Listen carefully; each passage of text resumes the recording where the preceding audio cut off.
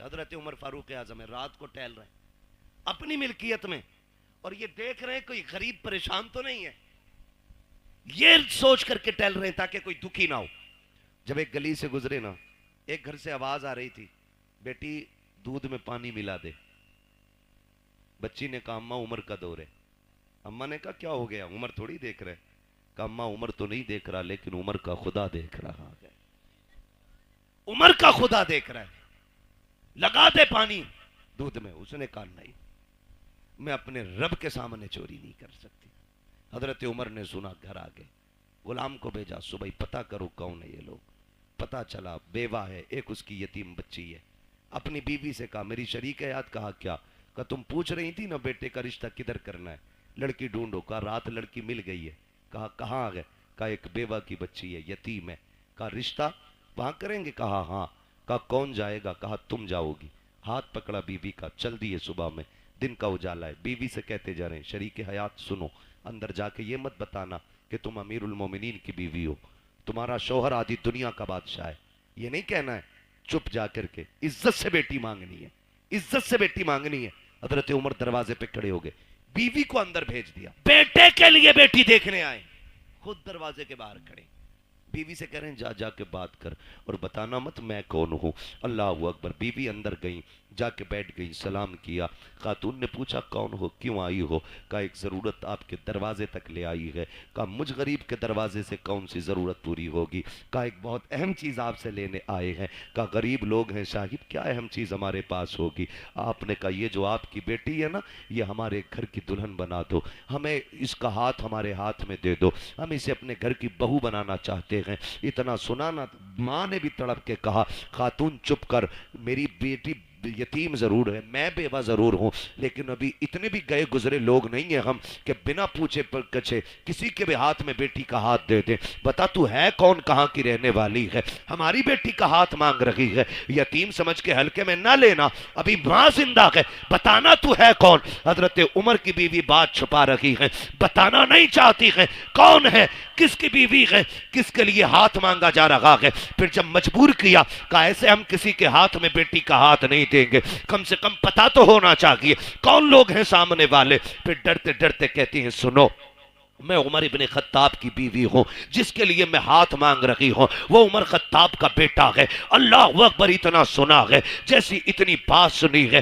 عورت کا تیور بدل جاتا ہے، کہتی کس عمر کی بات کر رہی ہو؟ کہیں وہی تو عمر نہیں ہے جو ہمارا امیر المومنین ہے؟ کہیں اسی کی بات تو نہیں کرتی ہو جو آدھی دنیا کا بادشاہ ہے؟ بیوی نے گردن جھکا کے کہا معاف کرنا، میرے سرتاج نے منع کیا تھا کہ آپ کو نہ بتاؤں، لیکن بتا رہی ہوں، ہاں اسی عمر کے بیٹے کے لیے آپ کی بیٹی کا ہاتھ مانگنے آئی ہوں۔ کہتی چل دکھا تو سکی، کہاں کہ تیرا عمر؟ کہا وہ دروازے کے باہر کھڑا ہے۔ اللہ اکبر۔ اتنا سنا، باہر جب عورت آئی ہے، حضرت عمر دیوار سے لگے ہیں، ہاتھ اٹھے ہیں، آنکھ میں آنسو ہیں، کہتے ہیں مالک عمر کو خالی نہ لوٹانا، آج عمر کی عزت رکھ لینا، آج عمر کی لاج بچا لینا، مالک مجھے خالی نہ لوٹانا۔ یہ روتے جا رہے ہیں، کہتے جا رہے ہیں۔ عورت نے آ کے کہا تھا عمر کیا تو امیر المومنین ہے؟ کہا ہاں۔ کہا ہم تمہیں بیٹی نہیں دے سکتے۔ کہا کس لیے؟ کہا تھا دنیا کے بادشاہ کا بیٹا اور ادھر یتیم کی بیٹی، بتاؤ نبھاؤ کیسے ہوگا؟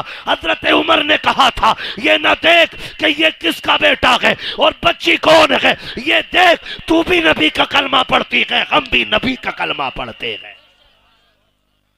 اللہ اکبر۔ اس شرط پہ رشتہ ہو گیا، دلہن آ گئی گھر۔ سنو بھائی، 2 لاکھ کے چکر میں بیٹے کی لاش بیچنے والوں، میں تو لاش ہی بیچنا کہوں گا اس کو، 10 لاکھ میں بیٹے بیچ دیتے ہو۔ سنو، دعوے کے ساتھ کہتا ہوں، یہ بیٹے والے جو 10 لاکھ بیٹی بیاہ ہونے کے لیتے ہیں نا، اگر بیٹیاں قیمت لیا کرتی تو یہ آدھے بچے کوارے مار دیتے۔ ایک بیٹے کے لیے بہو خرید کے نہیں لاتا یہ خودسٹ باپ۔ آج 4 بیٹے ہیں نا، پھٹا جا رہا، 40 لاکھ ہو گئے، اور 15 کا داؤ لگ گیا تو 15 چوکا آدھے کروڑ کا مالک بن گیا۔ حساب لگائے بیٹھا انگلیوں پہ۔ اور بغیرہ تو سنو، 60 لے لے یا 80 لے لے، تجھے بیڈ پہ 1 منٹ بیٹھنے نہیں ملے گا۔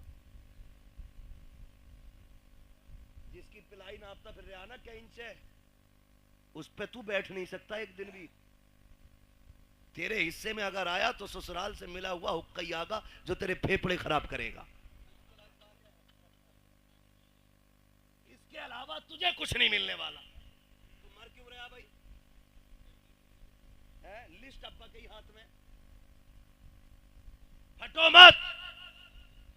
اللہ قادر مطلق ہے، جو سہرے دینا جانتا ہے وہ سہرے لینا بھی جانتا ہے.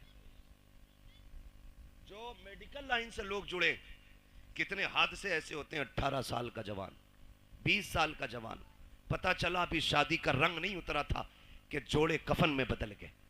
کچھ نہیں پتا موت کا. مت اتراؤ اتنے. 10-10 لاکھ میں بیچنے کی ضرورت نہیں. رشتہ ہوا، نکاح ہوا، حضرت عمر کے گھر میں آئی بچی. حضرت عمر قریب آ کے کہتے ہیں بیٹی کیا بات تھی اس دن جو رات میں تیری ماں نے تجھ سے کہا تھا؟ اتنا سنا بچی کے ماتھے پہ پسینہ آ گیا. آپ کو کیسے پتا؟ کہا میں دروازے پہ کھڑا تھا. دروازے پہ کھڑا تھا. کہا جناب بات یہ تھی کہ میری ماں کہہ رہی تھی دودھ میں پانی ملا. میں نے کہا عمر کا دور ہے. اس نے یہ کہا کہ عمر دیکھ تھوڑی رہا ہے. پھر میں نے یہ کہا عمر نہیں دیکھ رہا تو عمر کا خدا تو دیکھ رہا ہے. حضرت عمر رو دیے اور ہاتھ پکڑا بچی کا. کہنے لگے بیٹی بتا میں کون ہوں؟ بچی نے کہا آپ میرے چاچا لگتے ہو. فرمانے لگے نہ بیٹی آج کے بعد چاچا نہ کہنا، تو یتیم ہے، مجھے باپ کہہ کے آواز دینا، مجھے باپ کہہ کے آواز دینا.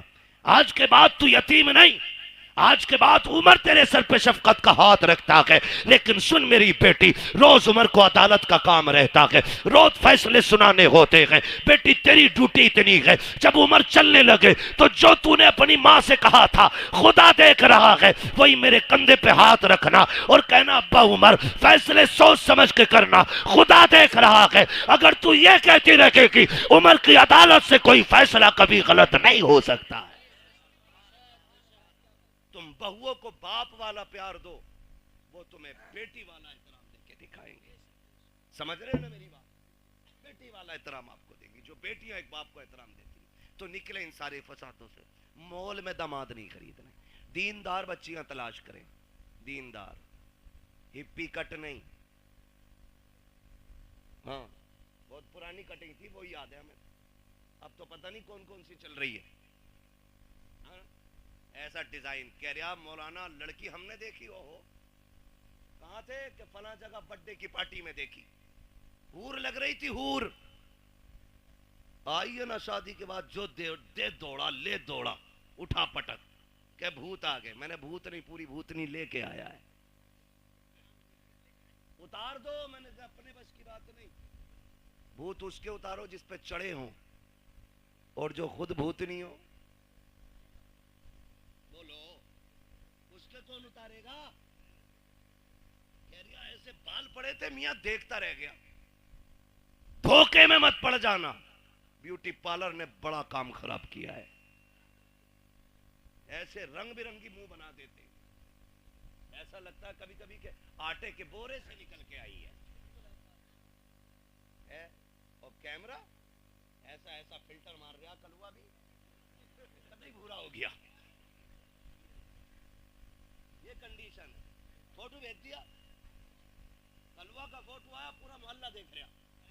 داماد بڑا گورا ہے اور پھر اتنا گھنا سہرا بنوایا کہ کچھ ٹپ ہی نہیں رہا تھا اس میں. اور جب چوتھی میں آئے داماد تو پھر ڈھونڈ رہے تھے سب، داماد نہیں آیا. یہی تو ہے. منہ کیسا؟ کابل مسجد گئے تھے وضو کیا تو منہ دھل گیا. تو یہ کنڈیشن، یہ حالات ہے. بیٹی دیندار تلاش کرو. یہ بھی حیرت کی بات ہے نا، کہہ رہا آئی ایس چاہیے، آئی پی ایس چاہیے، بی او ایم ایس چاہیے، ایل ایل بی چاہیے. بھائی تعلیم اچھی بات ہے. وہ کہا تھا نا غالباً حفیظ جالندری نے کہا تھا کہ تعلیم عورتوں کی ضروری تو ہے مگر خاتون خانہ ہو وہ صبا کی پری نہ ہو. تعلیم ضروری ہے لیکن حیا کے دائرے میں رہ کے، شریعت کی حدوں کو پامال نہ کرے. بیٹی دیندار ڈھونڈو، پھر دیکھو اللہ کتنی برکتیں عطا فرماتا ہے. ورنہ غلط نہیں کہہ رہا ہوں، سچی بات ہے. یہ بھائی آپ کی وجہ سے یہ قربانی پیش کر رہا ہوں، ایئرپورٹ کا اللہ مالک ہے. سچی بات ہے. جو جہیز میں قرآن آتا پوری زندگی جزدان میں رہتا ہے. بلکہ ساس کہتی ہے نا پہلے ہی 3 رکھیں، اسے مسجد میں دیا، ٹی وی اپنے کمرے میں، LCD اپنے کمرے میں، LED اپنے کمرے میں، فریج سنبھال کے رکھیے ٹوٹ نہ جائے، واشنگ مشین اسکریچ نہ جائے۔ بڑھیا کھڑے ہو کے آرڈر جاری کر رہی ہے، آیا نا قرآن، کہتی اللہ اس میں کیا، اس میں کیا، کہ اماں قرآن ہے، اے اللہ 4 تو پہلے سے گھر میں رکھے تھے، یہ بھی لے آئے، اسے مسجد پہنچا دو۔ اگر یہ کنڈیشن گھروں کی ہو جائے نا، پھر پوچھنا مت قیامت کب آ رہی ہے، سمجھ لینا قیامت تمہارے دروازے پہ آ کے کھڑی ہو گئی ہے، کیونکہ تمہارے گھر میں ٹی وی اور فریج رکھنے کے لیے جگہ ہے اور رب کا قرآن رکھنے کے لیے جگہ نہیں ہے۔ سوچنا اور فیصلہ کرنا، غلط نہیں کہہ رہا ہوں، پڑھے کیوں؟ کیونکہ ہم نے بیٹی کو پڑھانا ضروری نہیں، بیٹی کو قرآن دینا ضروری سمجھا ہے۔ جہیز میں ہونا چاہیے، چاہے اسے نماز آتی ہو کہ نہیں آتی ہو۔ باپ اچھا وہ نہیں جو سونے کی پیٹی میں رکھ کے مجھ کو انبر سے لکھا ہوا قرآن بیٹی کو دے، باپ وہ بہتر ہے جو جہیز میں قرآن دے نہ دے، بیٹی کے سینے میں قرآن دے دے، اس لیے کہ وہ جہاں جائے گی وہاں جا کر کے قرآن پڑھے گی۔ لے کے آؤ قرآن والی بیٹی، فجر میں اٹھ کے مصلی بچھائے گی، نماز سے فارغ ہو کے قرآن پڑھے گی، رب کی تسبیح بیان کرنے کے بعد شوہر کی خدمت کرے گی، ساس سسر کی خدمت کرے گی، پھر تم دیکھنا انہی گھروں کے اندر تمہیں جنت کے نقشے نظر آئیں گے۔ ورنہ یاد رکھنا، لے آؤ جتنی چاہے پڑھی لکھی، جب تک شریعت نہیں ہوگی اس وقت تک گھر میں جنت نہیں ہوگی۔ میں نے پہلے کہا تھا گھر کبھی بھی دولت سے نہیں، مدینے والے کی سنت سے چلا کرتے۔ آپ بچیوں کو کچھ پڑھائیں یا نہ پڑھائیں لیکن قرآن پڑھائیں۔ میرے خیال سے آپ کے علاقے میں بھی ادارہ ہے نا، ہمارے نواب بھائی نے بتایا تھا، مجھے یاد آ رہا ہے کافی پہلے بتایا تھا کہ یہ سمودیہ میں بچیوں کا ادارہ قائم کر رہے ہیں، وہ میرے خیال سے قائم کر دیا ہے، ماشاءاللہ لنٹر کی تیاری ہے۔ یہ ادارے ہمارے ذمہ داریاں ہیں ہماری، انہی اداروں کے ذریعے انشاءاللہ ہماری بیٹیاں کنیز فاطمہ زہرا بنیں گی، کنیز فاطمہ زہرا بنیں گی ان اداروں کے ذریعے بیٹیاں۔ میں آپ کو ایک بات بتا دوں، بیٹے برا نہ مانے کیونکہ میں بھی اپنے ابا کا بیٹا ہوں، وہ یہ نہ سمجھے کہ بیٹوں کو بڑا کھل کے برا کہہ رہا ہے، لیکن یہ سچی بات ہے۔ بیٹے کو نہ کتنے قرآن پڑھا لو، وہ جب بھی پڑھے گا نا حسب ضرورت پڑھے گا اور بند کر کے یوں رکھ دے گا، لیکن اگر آپ نے بیٹی کو قرآن پڑھایا ہے نا، وہ جب بھی قرآن پڑھے گی نا، اسے قرآن کے صفحات میں باپ کا چہرہ دکھائی دے گا۔ باپ کا انتقال ہوئے اگر 15 سال بھی بیت گئے ہوں گے نا، تو وہ 15 سال کے بعد قرآن بند کر کے ہاتھ اٹھا کے کہے گی اللہ جو آیتیں، جو رکوع، جو پارے، جو میں نے لائنیں پڑھی ہیں نا، اس کا ثواب میرے بوڑھے باپ کی قبر میں عطا فرما دے۔ خدا کی قسم یہ بیٹیاں اتنی غیرت والی ہوتی ہیں، جو بھی تم ان پہ احسان کر دو یہ سر پہ نہیں رکھتی ہیں، یہ احسان کا بدلہ دیا کرتی ہیں، بدلہ دیا کرتی ہیں۔ اس لیے بیٹیوں کو پڑھاؤ۔ آج نا سب سے زیادہ بڑا نشانہ ہمارے ادارے، ہماری مسجدیں، ہماری خانقاہیں، ہمارے جلسے صرف اس لیے ہے کہ ان سے اسلام کا پرچم ہندوستان میں بلند ہے۔ دنیا مٹانے پہ لگی ہے، کاغذ چیک کرتے ہیں، رجسٹریشن میں کمی ہو، بینامے میں کمی ہو، بلڈوزر جا کے چلا دیں، اتنی مضبوطی سے کام کرو کہ دشمنوں کے دانت کٹے ہو جائیں اور تمہاری کی ہوئی محنت یہ بتائے یہی ہے آرزو تعلیم قرآن ہو جائے، ہر ایک پرچم سے اونچا پرچم اسلام ہو جائے۔ اتنی جم کے محنت ہمیں کرنی ہے اور ہم اپنی قوم کو ادارے دیں گے، تعلیم کے مرکز دیں گے۔